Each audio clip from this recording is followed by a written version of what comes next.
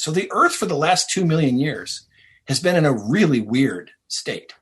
The first ice ages in 300 million years.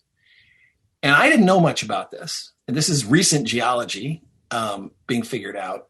And here's the deal. I think we all know that there are tectonic plates. The oceans and continents are riding on these plates, right? Sort of on the surface of the Earth on magma.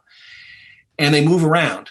Well, 140 million years ago, there was kind of a supercontinent that broke up. And a little chunk of it, which we know as the Indian subcontinent, was, 60 or 70 million years ago, was down by Madagascar, south of the equator. And it moved faster than all the other continents by far, went north and slammed into Asia, which built the Himalaya. Mm-hmm. But that mountain building pulls so much CO2 out of the atmosphere, it caused the Antarctic to ice over. Might that have happened fast because of some collision? Millions of years, several million years. Right. Okay. Because when I say it collided with Asia, it's colliding at a rate of about 15 centimeters a year. But, given a few million years, that builds up. And that continued to sort of pull CO2 out of the atmosphere. And that tilted us into the ice ages a couple million years ago, where we're now in this cycle of ice ages where the northern hemisphere, is covered in ice. As far south as Cincinnati, you'd have, miles thick ice sheets. And then they retreat, and then they come back and they retreat. And that's a very weird climate.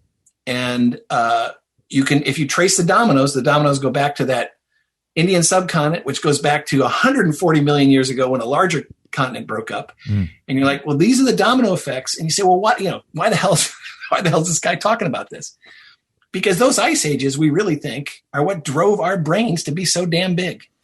In terms of us solving the problem of cold. That's right. Yeah. That we are the primate that shapes its own habitat. Right. We were tool makers. We used those tools to hunt, to shape things. We conquered fire a long time ago, at least 800,000 years ago.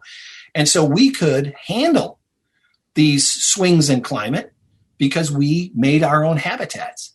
And all of that cognitive ability, our brains grew threefold in a 2 million year period. That's startling change.